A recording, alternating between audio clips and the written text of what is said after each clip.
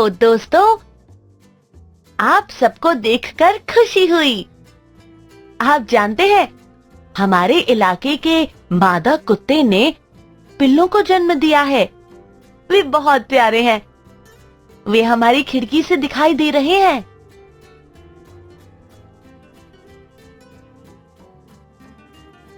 देखिए मम्मी, ये पिल्ले कितने प्यारे हैं।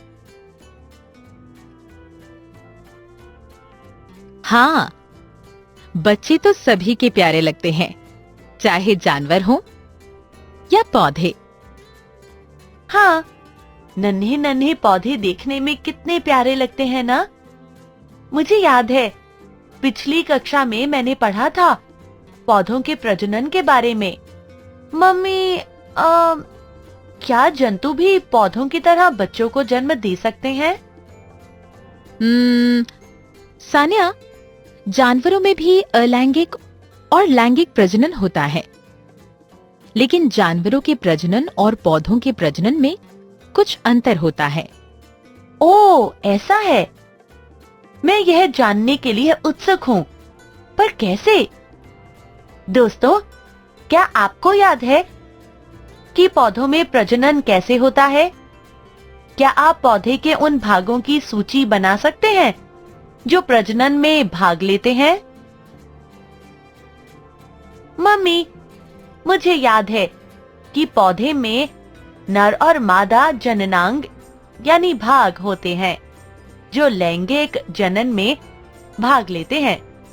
क्या जंतुओं में भी जनन के लिए नर और मादा जननांग यानी भाग होते हैं? हाँ सानिया, होते हैं। एक ही जंतु में नर और मादा जननांग नहीं पाए जाते हैं। कुछ जंतुओं में नर जननांग होते हैं जो नर जंतु कहलाते हैं, और कुछ में मादा जननांग होते हैं जिनको मादा जंतु कहते हैं। जैसे मनुष्यों में होता है? बिल्कुल सही।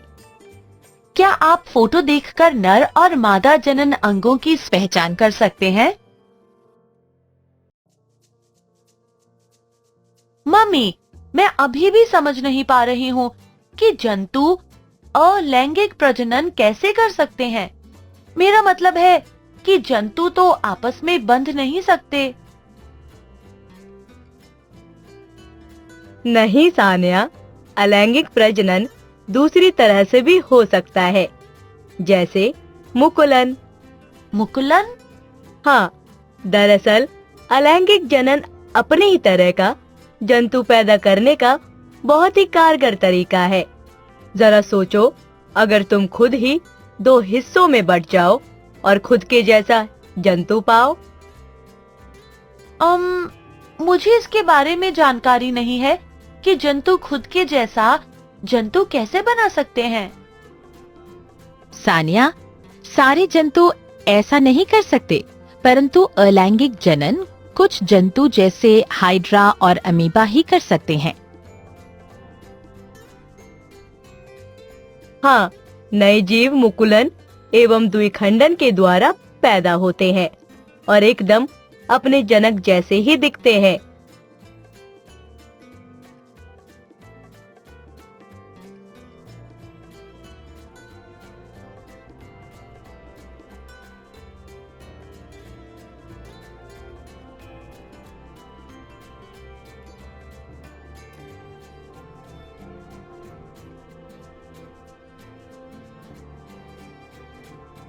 आपका मतलब जनन शरीर के किसी अन्य अंग में होता है, न कि जननांग में?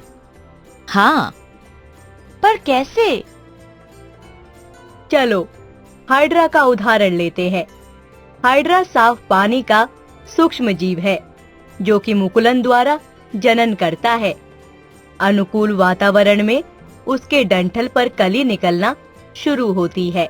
कली अपने जनक हाइड्रा जैसा ही जाल बनाने लगती है। धीरे धीरे कली अपने जनक जीव से अलग होने लगती है। जैसे ही कली पूरी तरह से अलग हो जाती है, एक नया और समान हाइड्रा बन जाता है। ये तो मजेदार है। क्या अमीबा भी इसी तरह मुकुल बनाता है? नहीं सानिया, अमीबा द्विखंड द्वारा जनन करते हैं।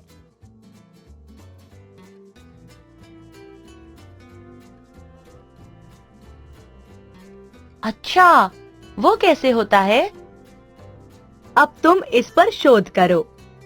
दोस्तों, क्या आप अपनी पुस्तक से देखकर बता सकते हैं? आप पेज 107 और 108 पर देख सकते हैं। आप गूगल पर जाकर भी अलैंगिक जनन जीव डालकर देख सकते हैं।